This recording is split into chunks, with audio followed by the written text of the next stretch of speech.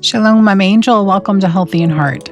Today, I want to talk to you about why I am done with sucralose.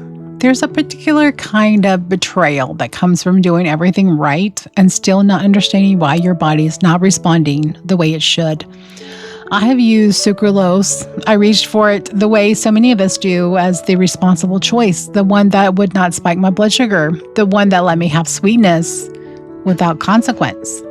I trusted the zero on the label. I did not know the zero was only telling half the story. It took real research, not marketing copy, to show me what sucralose was actually doing inside my gut this whole time. And once I saw it, I could not unsee it. So this is not a scolding podcast. It is a confession and an invitation to look at the same evidence that I did. So what did I believe? Sucralose is roughly 600 times sweeter than table sugar. It holds its sweetness even under high heat and carries 0 calories. For decades, that combination made it feel like the obvious answer to a sugar problem. It is marketed as inert, a substance that passes through the body without leaving a trace. That framing was reasonable to believe because for a long time, nobody had actually looked closely enough to know otherwise. The tools to study the gut microbiome in real detail are relatively new. The question of what a sweetener does to the trillions of bacteria living in your intestines, rather than just what it does to your blood sugar in the next hour, simply had not been asked in a rigorous way until recently. Now that it's been asked and answered. In 2022, a randomized controlled trial published in the journal Cell gave sucralose, saccharin, aspartame, and stevia to 120 healthy adults who had never regularly used non-nutritive sweeteners before, and they tracked exactly what happened to their gut and oral microbiome over 2 weeks. Sucralose was one of the only 2 sweeteners alongside saccharin that significantly impaired glucose tolerance. And when researchers transferred stool samples from the human participants into germ-free mice, those mice developed the same glycemic patterns as the humans who donated the samples. That detail is the one that undid me. It means the gut microbiome was not simply along for the ride while sucralose did its damage elsewhere. It means the microbiome was the mechanism. Sucralose changed who lives in the gut, and that change alone was enough to move blood sugar in a living creature that had never touched sucralose directly.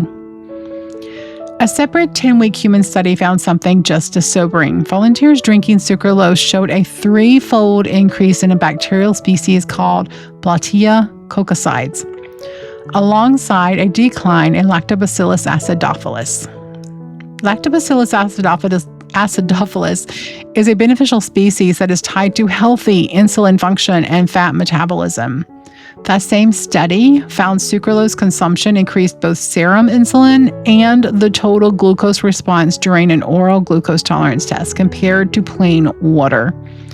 The sweetener that was supposed to spare my metabolism was, in that trial, asking more of it. It created a greater response with insulin than sugar alone. So why does sucralose behave this way when other sweeteners do not? At least not the same degree. The answer sits in how the body handles it. Sucralose is minimally metabolized, which means most of what you swallow travels all the way to the colon still intact. That is precisely where your gut bacteria live and precisely where sucralose sits in prolonged direct contact with them. That very trait marketed as a benefit that your body cannot break it down. It is the same trait that lets it reshape the bacterial community living inside you. So there's a part that I did not expect, and that's hunger. So if the disrupted gut bacteria and higher insulin were not reason enough, there's a second layer to this that touches something even more immediate. Growing evidence points to sucralose making it more difficult for the body to regulate calorie intake, which can increase cravings for sweet, high-calorie foods. A sweetener that I reached for specifically to manage my intake may have been working against that exact goal not through willpower or discipline, but through a biological signal I never knew was being sent. Now, this is not a story about personal failure. Nobody hands you a warning label that says this substance may quietly increase your hunger while altering your gut bacteria in ways tied to insulin resistance. Here, have a try.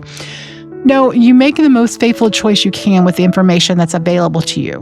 When better information arrives, the faithful response is not shame, it's course correction. So what am I doing instead? I'm not interested in fear-based food rules, and I'm not interested in swapping one confusing substance for another without understanding it first. Some sweeteners in this same research, stevia and aspartame among them, did not significantly impair glucose tolerance in that same trial, even though they still altered the microbiome in their own distinct ways.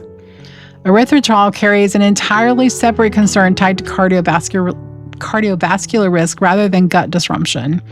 And allulose, the sweetener I'm most drawn to exploring further, appears to work through gut hormone signaling in a way that may genuinely support blood sugar rather than working against it. None of those are perfect. None of them get a free pass simply for not being sugar and simply for not being sucralose. But sucralose specifically has earned its exit from my kitchen on the strength of research that traces cause and effect all the way from a sweetener packet to a living mouse's blood sugar. Health is a journey. Do you want to be made well? It sounds obvious until you sit with it. Wellness sometimes asks you to release something familiar, something that felt like it was helping once you learn it was not.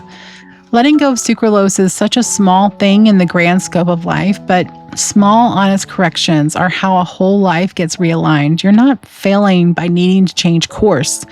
You're being faithful to the body entrusted to you. One true thing at a time.